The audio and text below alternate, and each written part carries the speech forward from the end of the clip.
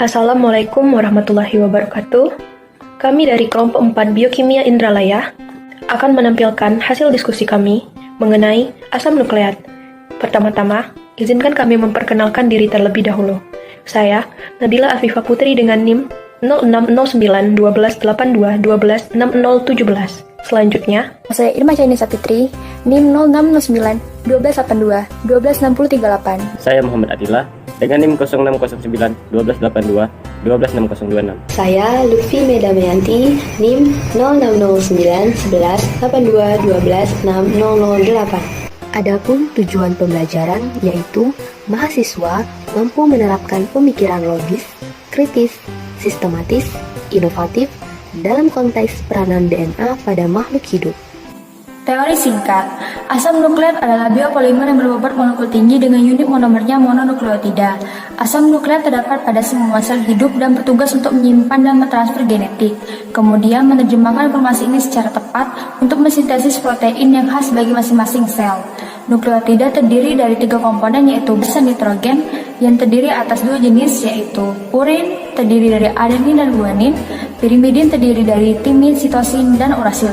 Selanjutnya gula pentosa dan kemudian gugus fosfat. Asam nukleat dalam sel ada 2 jenis yaitu DNA dan RNA. DNA atau asam deoksiribonukleat adalah polimer yang terdiri atas molekul-molekul deoksiribonukleotida yang terikat satu sama lain sehingga membentuk rantai polinukleotida yang panjang. RNA atau asam ribonukleat adalah suatu polimer yang terdiri atas molekul-molekul ribonukleotida yang berfungsi sebagai penyimpan dan penyalur informasi genetik.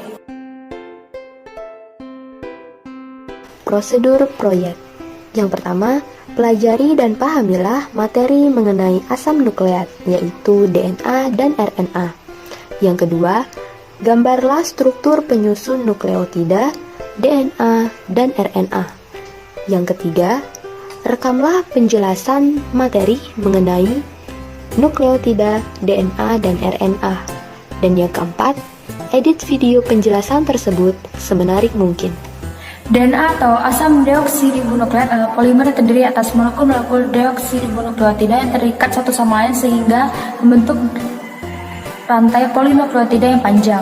Molekul yang panjang ini terbentuk oleh ikatan antara atom C nomor 3 dengan atom C nomor 5 pada molekul deoksiribosa dengan perantaraan gugus fosfat. Adapun struktur dari DNA adalah sebagai berikut. Yang pertama, senyawa fosfat. Senyawa fosfat berfungsi untuk mengikat molekul gula satu dengan gula yang lain. Yang kedua, gula pentosa atau deoksiribosa. Gula pentosa membentuk rangkaian gula fosfat yang merupakan tulang punggung atau kekuatan dari struktur double helix DNA. Yang ketiga, basa nitrogen. Basa nitrogen ini terikat pada setiap molekul gula. Basa nitrogen dibedakan menjadi 2, yaitu yang basa purin dengan struktur cincin ganda yaitu adenin dan guanin. Yang kedua, basa pirimidin dengan struktur cincin tunggal yaitu timin dan sitosin. DNA sebagai informasi genetik telah banyak dibuktikan oleh beberapa tokoh, contohnya seperti Griff yang mengemukakan DNA dalam percobaannya terhadap bakteri Streptococcus pneumonia. Kemudian replikasi DNA. Replikasi DNA adalah proses penggandaan DNA untai ganda.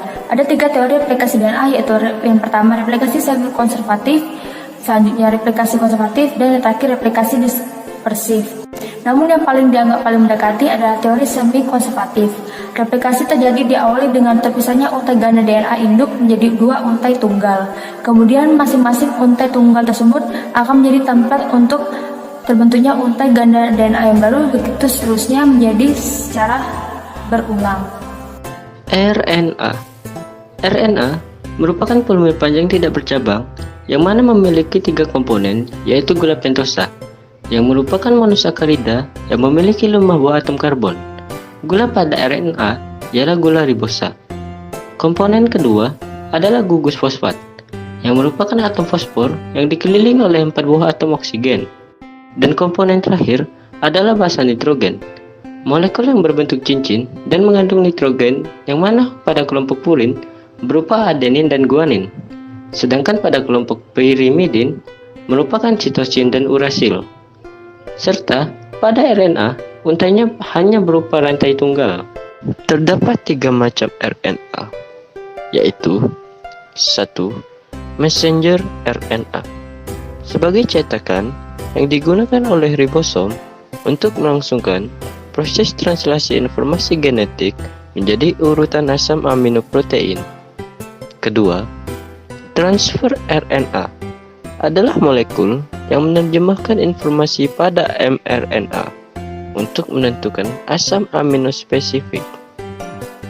Ketiga, ribosomal RNA adalah komponen ribosom yang bertanggung jawab pada sintesis protein.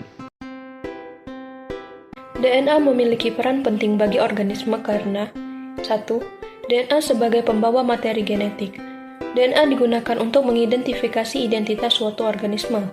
2. DNA dapat melakukan replikasi dan transkripsi, proses penggandaan rantai ganda DNA, dan proses pembentukan RNA dari DNA sebagai cetakan. 3. DNA memiliki peran dalam mengidentifikasi suatu organisme melalui darah, rambut, sperma, kulit, air liur, hingga rambut yang tersisa. 4. DNA memiliki peran dalam pewarisan sifat. DNA mengandung semua pengkodaan genetik yang digunakan untuk mengontrol fungsi, perilaku, dan pengembangan suatu organisme. Kesimpulan, DNA merupakan polimer nukleotida melalui ikatan fosfodiester. DNA berbentuk double helix. Terdapat informasi genetik di dalamnya yang digunakan untuk struktur protein.